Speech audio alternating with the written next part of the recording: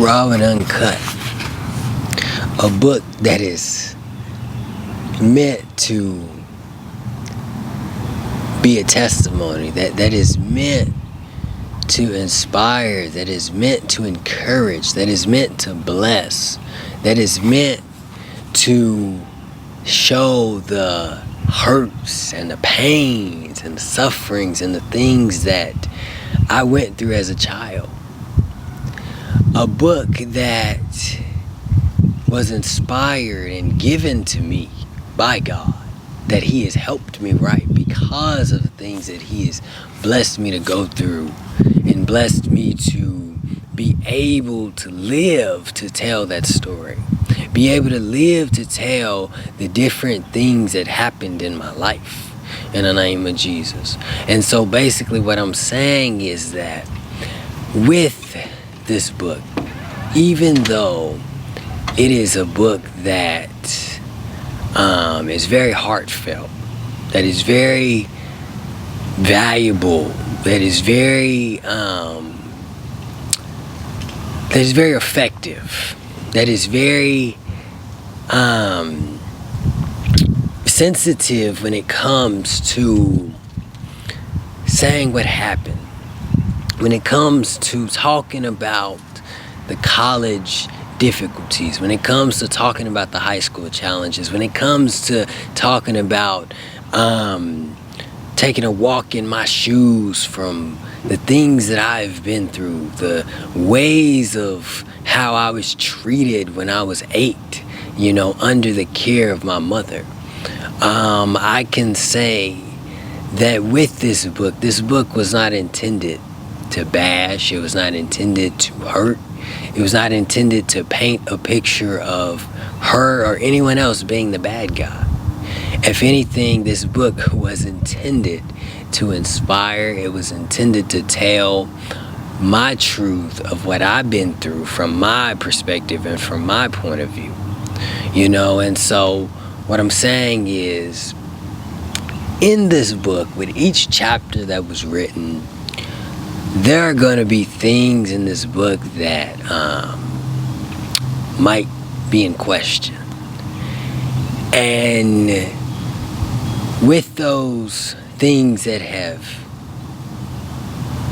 happened, and with those questions that may come up, I can say this, that at the age of 21, I can say that I reached out to my mom and I asked her, why did she kick me out? And she looked at me and she said, I'm sorry. Right? I thought that's what she was going to say. Right? Yes, I know. I said she looked at me because I thought that was the words that were going to come out of her mouth, but it wasn't. She looked at me and she said, I didn't mean to kick you out. And I didn't know how to handle that.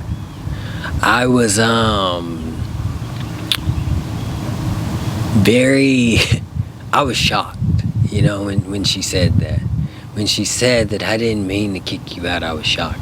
I thought I would have heard, I'm sorry. But no, I heard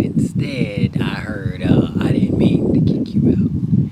And I can say that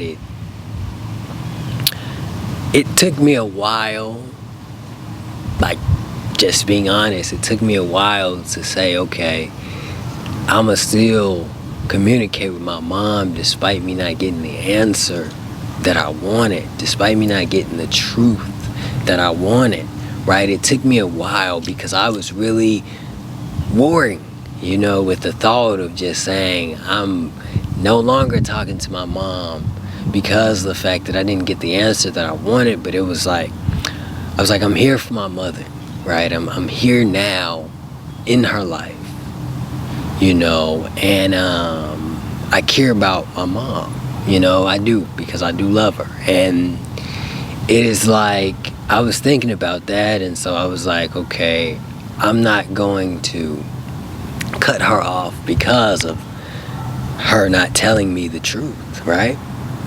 And so then I just was like, okay, I'm gonna accept the answer that I got, but I'm not going to allow myself to expect to have a relationship with her in the aspect of saying that we're close, or saying that I can talk to her about anything, yeah.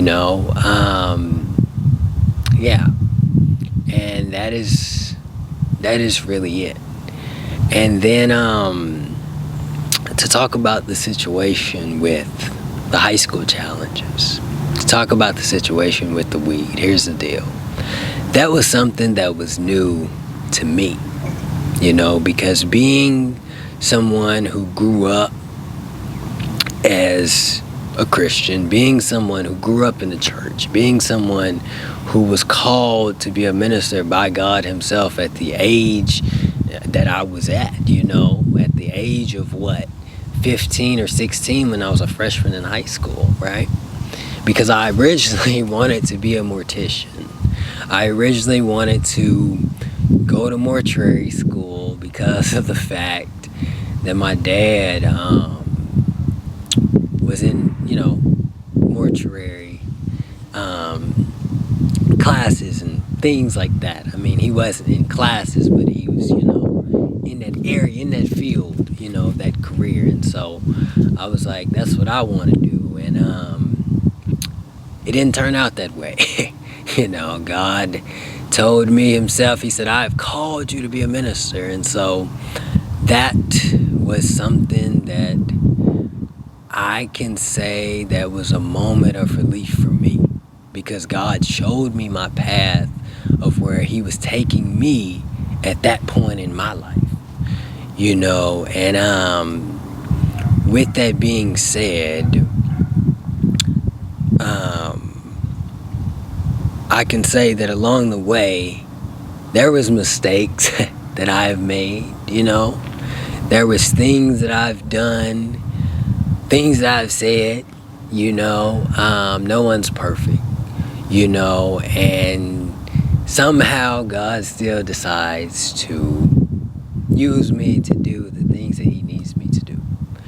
And I'm grateful and thankful, but getting back to that weed situation, that was an issue that I had from that, because even though it was something that I first tried and that was new to me, because like I said, growing up in the church and growing up being called to be a minister, my life was not, I wouldn't say that it was abnormal, because it wasn't. My life is different. Yes, it's very different, but I can say that I was never someone who was around, or let's say this, I can say that I was someone who was never like, oh yeah, I'm gonna go and try drugs, I'm gonna go and drink alcohol, I'm gonna go and do this and do that. No, I was never that person. And that particular time, my sophomore year of high school, I was like, I'm gonna do this because this is, like I said, new to me, right? And we're all human beings, we all make mistakes. Now, before that, my freshman year of high school,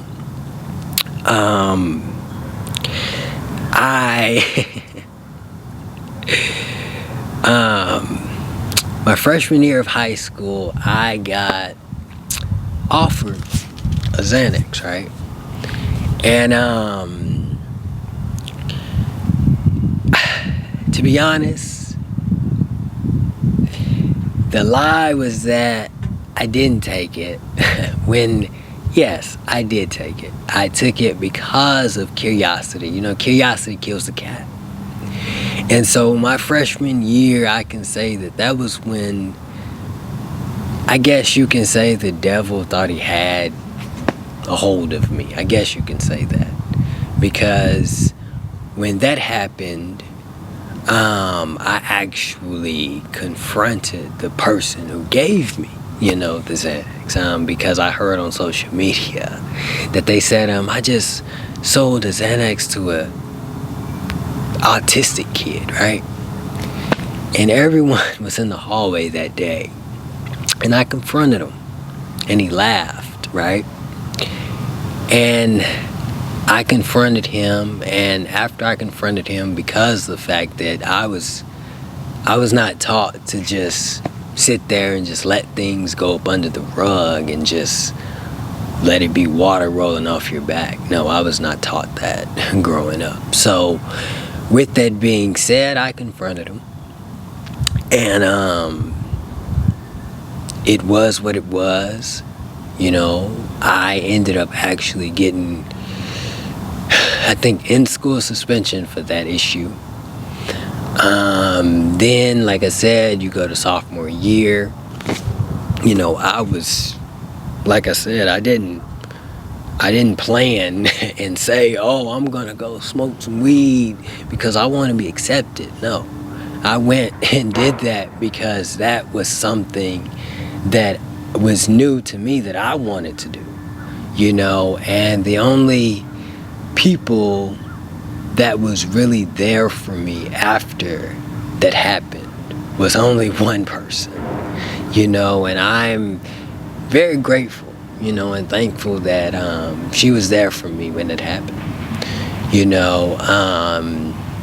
and with that situation happening, in the book, you will see that I got suspended, for a couple days, and you also see that I had some side effects, right? That I had some outer body experiences. I had some issues where I felt like I was in a trance, where I felt like people were out to get me, where I felt like things was like coming like at me, like literally. And I had moments where I couldn't feel my hands. There were moments where I was just completely out of it, like I was just completely not myself. I was completely how do I say this? I was completely outsourced, because I wasn't myself. I was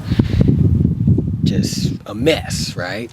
And God delivered me from that through prayer, through my grandmother praying, through me praying for myself. God delivered me from that. But let me tell you something though. With that happening, that is the situation that made me draw closer to God. That is the situation that caused me to serve Him the way that I serve Him. That is the situation that caused me to turn to Him the way that I turn to Him. That is the situation that caused me to do the things that He needs me to do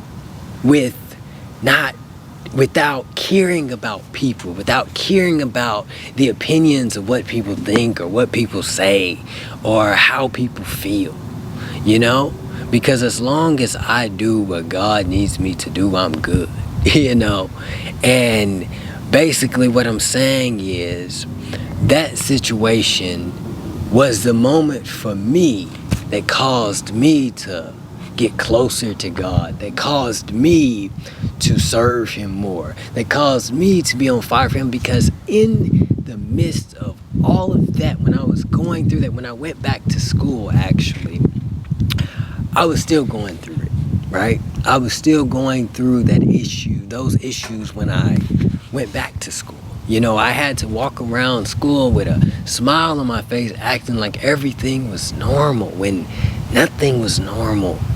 Nothing was normal. I was still in a trance. I was still feeling like people was after me. I had to double check things that I was doing because of the fact that I was so bogged down with the things that were mental that was happening from this laced weed, right? And then on top of that, I'm dealing with the person who I made that mistake with. I'm dealing with them going around telling people Josh snitched on me. You know, he was the one I got in. He was the reason of why I got suspended. The reason of why I got in trouble, when that's not true. Here's the deal. I was freaking out, right? I was freaking out. I was, excuse my language, but I was shit-faced. Let me just say that I was shit-faced. I was freaking out. And that moment of when I was asked who gave it to you, right? I'm freaking the hell out. I'm freaking out. I am completely shit-faced to the point where I'ma say who gave it to me, because I am fearing for my life, right? I'm running down the hallway. Meanwhile, all my other classmates is chasing me, thinking that this is funny, thinking that this situation is something to laugh at when it's not. You know, because if I would have died that day, that wouldn't have been funny, right? But with God's grace and with His hand being on my life, it's a blessing that I didn't. And so basically, the only classmate that I could say that gave me water was the only classmate that I can say that was out of that group of people that was running behind me, because they thought that was funny. I fell down the stairs. I was running around the school because they were chasing me, right? Because I thought they were chasing me. And so basically, with that being said, that is how that went. You know, that went like that.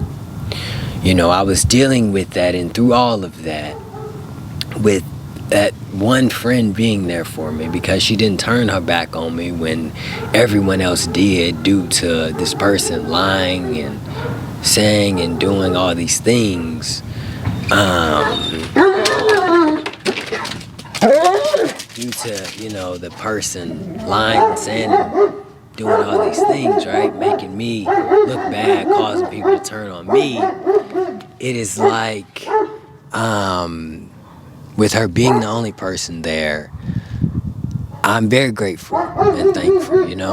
Sorry about that, y'all. My camera died. But like I was saying, with, you know, that particular girl being the only friend, like the only true friend that I had at that time through that whole entire situation, I can really say that I'm thankful, because I am thankful. But I'm most importantly, though, thankful and grateful that God was the one who delivered me, was the one that set me free, was the one that blessed me, was the one that healed me, was the one that brought me through that situation, you know, was the one who completely changed my life, you know, completely took me in without judging me, without beating me over the head for doing that, for making that mistake, you know. And yeah, you know, because here's the deal, I have been through so much. I mean, hey, if you got time for it, let's do it. So my elementary school days, right? I was in elementary. This was before my dad went to prison. Me and him was close. We was very close. You know, we would always go get something to eat after I got done with school. You know, my dad taught me how to save money by putting it in the sole of my shoe. You know, and that was that.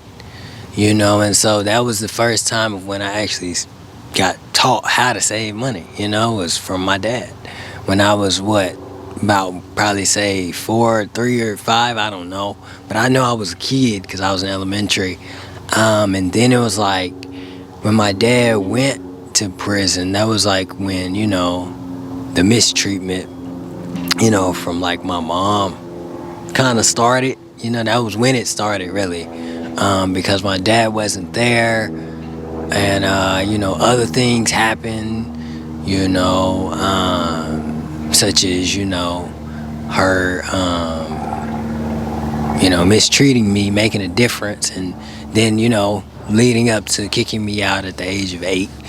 But yeah, so you got that happening, And then on top of that, I'm in elementary and I'm literally getting picked on by students for how I walk because of my cerebral palsy. Because my feet turned in at the time, because they did, and I would kind of, like, I guess, I don't know, walk different, right? According to them, I would walk weird. So yeah, so that happened. I would get picked on, and get, basically bullied because of that. And then next thing you know, they would laugh and say, hey, why do you walk like that? And I would tell them, why I walk like that. And then it was like they still found it to be funny. And then things got a little worse.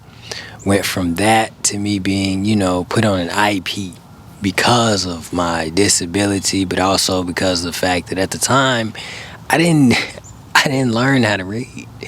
I didn't know how to read until my mom, until like she decided really that she didn't want me anymore at the age of 8 years old, and she kicked me out. That was when my grandmother raised me. My grandmother took me in and taught me how to read and taught me how to just be the person that I am today, and I'm very thankful for my grandma. And so, yeah, that was, the two reasons of why I ended up on an IEP, when I was in elementary, was because of the fact of my disability and because of the fact that I didn't know how to read. And I also struggled with math a little bit too. So you have all of that plus getting picked on. So it's like I was going through a lot, man. And I went to middle school after elementary, hoping that things would be a little different, but things seemed to be worse, actually. As I think about it, it seemed to be worse because of the fact that I was a class clown. I would always make people laugh, and people would laugh, but they wasn't laughing with me, they was laughing at me, and so that was that.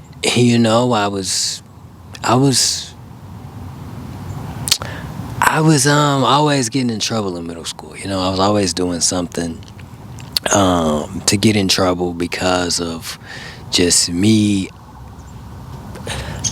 I guess you could say that I was still kind of acting out, but in middle school, I was focused on wanting to be liked, wanting to be accepted. So it was like, I was always doing something to get in trouble, always making people laugh, taking the attention off the fact of that people are asking me, why do I walk like that? Why do I do that? Or why do I walk like that? Or, you get what I'm saying? So it was like, in middle school, that being in trouble and doing things to get in trouble and making people laugh kind of took the attention off of my disability, right? Off of me trying to explain or having to explain to people why, so that was that. And then eventually, I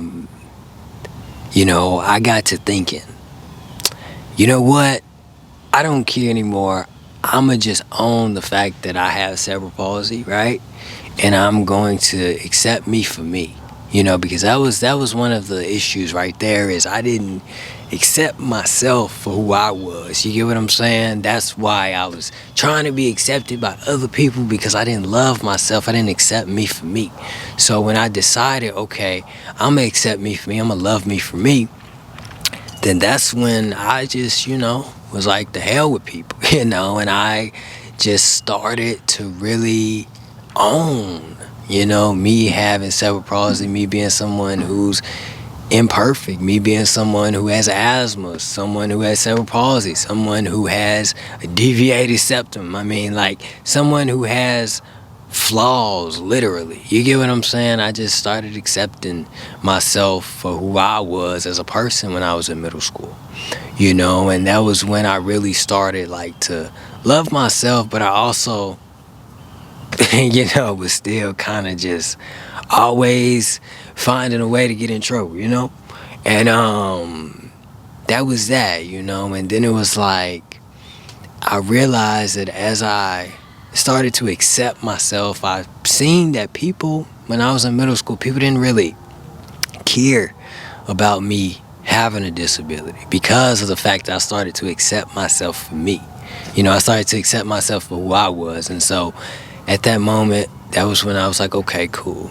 People like me for being me and for being real. And I'm going to stay that way, because I'm not going to try to be something that I'm not or try to be like someone else that I'm not. Because I remember, with me being in the IEP class, still in middle school and having a disability, I remember people used to always tell me, they used to say, Josh, man, you're just like us. You are a normal person just like us. It's just the difference is you got more flaws that are more physical, and I was really grateful to hear that, because that let me know that people see me for me because I accepted myself for who I am as a person, and so with that being said, you have that, and then I go to high school, right? And I go to high school, and like I said, freshman year, Xanax was offered to me. That was mistake number one, right? I took it, got in trouble, confronted the person who gave it to me due to them saying that I just sold an autistic kid a Xanax. That was like, they posted that on Instagram, actually. So then that happened. Then sophomore year, the weed situation happened. That happened because that was something that was new to me that I wanted to try, right? Then so you go from there, you get what I'm saying? And we go to my senior year of high school, right? I get told by the librarian that you will not graduate. So yeah, with the librarian telling me that this is how students like me don't graduate, all because of the fact that I wanted to change my classes while the window to change classes was still open. Yeah, that's crazy. So he said that. He said that, and I was determined to graduate. And so I was upset. I was really upset. I called my grandmother. She came up there. And then next thing you know, the issue got resolved. And then it was like, that happened, right? COVID happened. And we didn't go back to school, but God blessed me to graduate. I graduated. I knew that I wanted to go to college, but it was like I was still going to TCC, for photography classes at night. And I stopped doing that. And then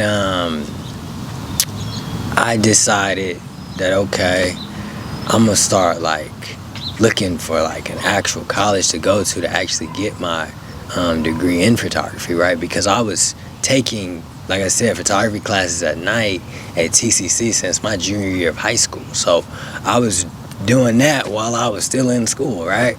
So once I finished, high school and was still okay, I want to actually go to an actual college to actually get my digital photography degree. I was looking for one, and then it was I started praying, because I was trying to find the right one where I can call that school the school that was right for me. And I started praying, and God led me, to SNHU, right, to the school that I'm at now. And it's I'm not gonna lie to you, I struggled my first few terms there. I struggled. It was not easy. It was hard. It was difficult. And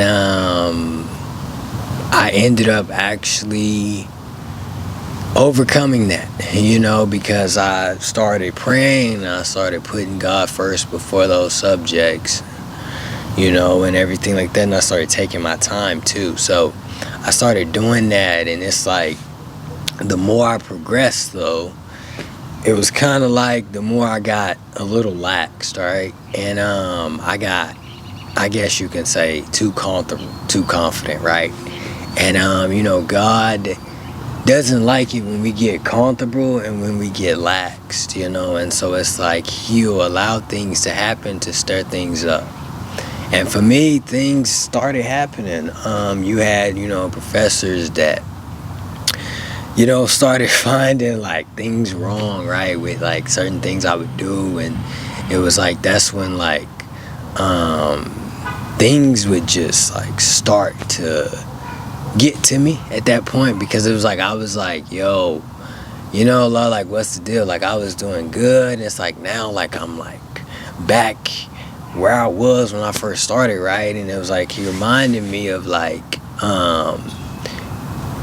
you're not going to be someone who is going to get complacent. You're not going to be someone who's going to get comfortable in a certain area, because of the fact that I don't mean for you to be comfortable with the things that I have given you. You get what I'm saying? And so with that being said, with Him like metaphorically showing me that through me struggling again, right, after I done overcame struggling for the first year or so, right, of being in college, and then it's like happening again. It's like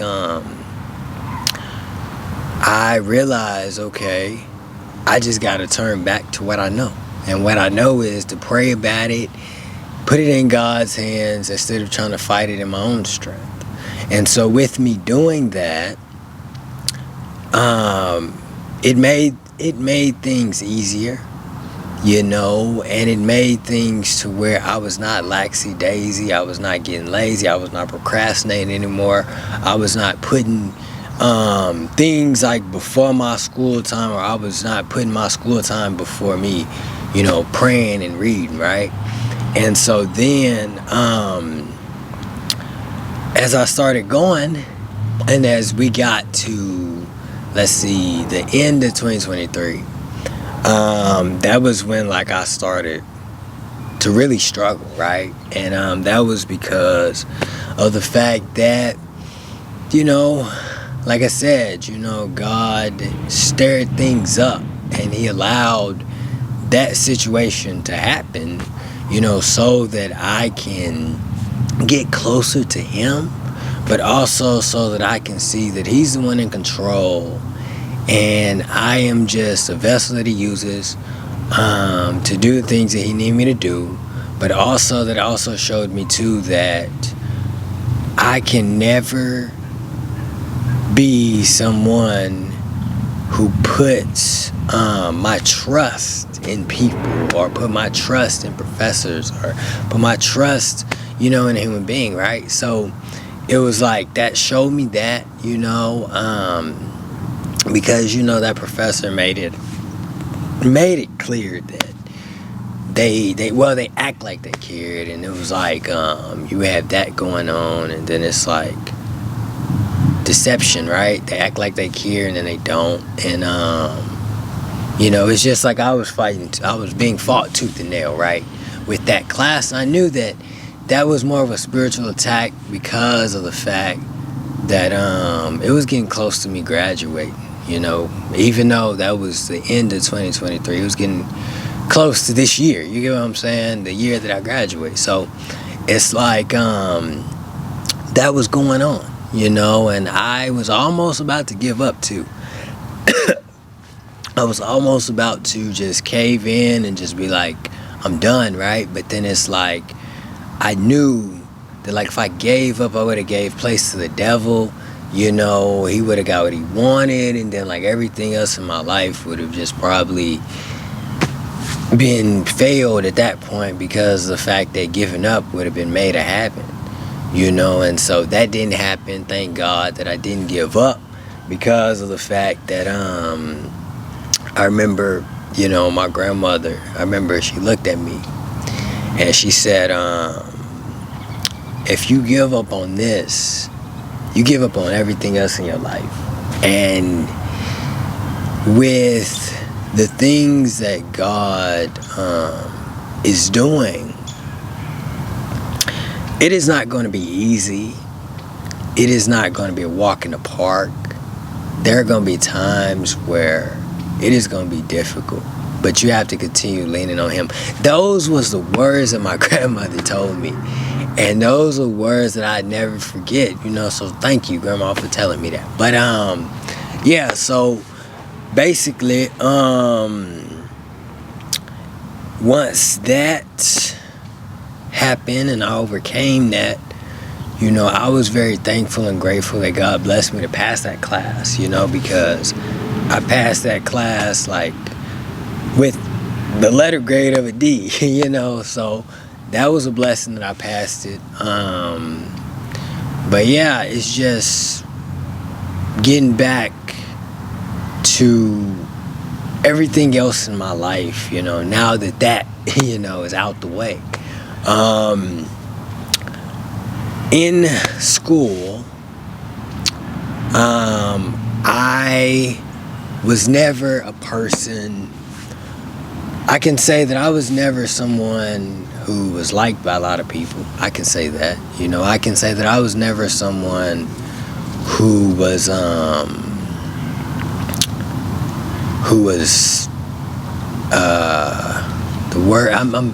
word that I'm trying to think of is just a word that is, I don't know, that describes the feeling. It's like, I don't know, but yeah, I was never someone who was, liked by a lot of people, right? And I was never someone who was accepted, by a lot of people. And as I got older, when I got, like I said, to middle school, that's when I started to really look and see okay, I'm gonna accept me for me, I'm gonna love me for me, and I'm not gonna worry about what people think or say, right? And as I developed, that type of thinking, that type of mindset, I started, like I said, I started to own my cerebral palsy. I started to own who I was as a person. You get what I'm saying? I started to own my shortcomings. I started to accept the fact that I make mistakes because I'm a human being, just like everyone else, and I'm not perfect. You get what I'm saying? I'm far from perfect, and that's really it. I started to accept that, and I started to see that, and I started to realize that with every person in my life, who's hurt me with words or whatever the case may be, it's like I started to realize, man, that the hurt is not so much affecting, yes, it affects me as a person, but spiritually, it is more of a spiritual battle because of the fact that when God is doing things in your life and taking you places and changing your life and giving you room to be able to just tell about how good He is in your life, things in your life and people in your life are not gonna, people in your life are not gonna understand. And things in your life may take longer to work, it may take a while, but when you keep pushing forward and pushing toward the mark of the high calling, which is to be in heaven with God,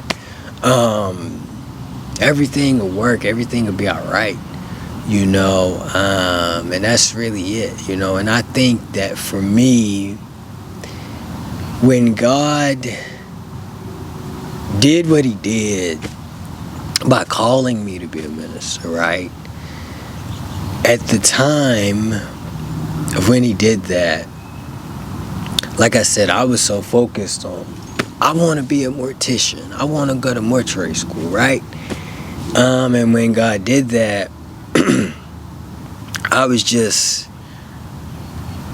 so focused on like having my own plan. I was so focused on having my own plan in motion, right? And God was like, no, like that didn't happen, and so I was like, okay, I'm gonna try, since God called me, I'm gonna try to go to seminary school, right? And that was not that was not the plan either.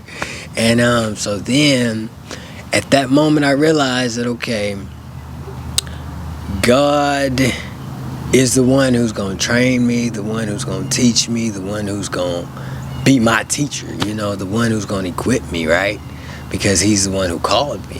Man didn't call me. God didn't use man to say that. You know what I'm saying? He came directly to me, so that was that. I understood that. I accepted that. And yeah, man, and it just went from there, and it was a blessing, and it's, I can say, been a blessing ever since, and that's really, I hope that with me being honest, and opening up like this, for really like the first time ever, I hope that this, ministers to you, whoever is watching this,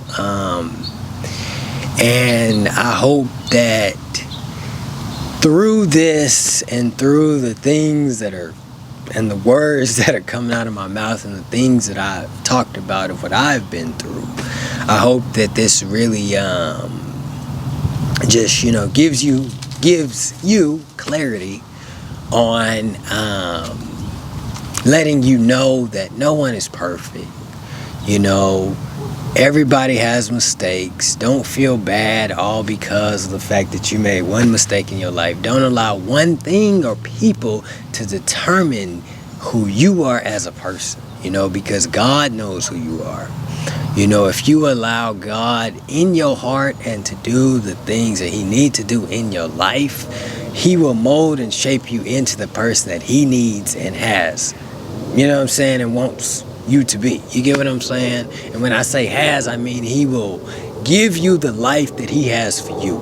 And when I say won't, I mean he will shape and mold you into the person that he wants you to be, And when I say need, I mean he will mold again and shape you again into the person that he needs you to be, which is the person that, which is the person that is the real you.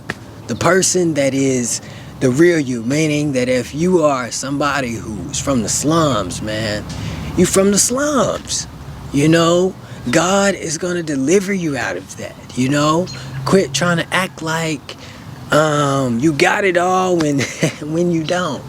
If you from I don't know, man, if you're from just the gutter,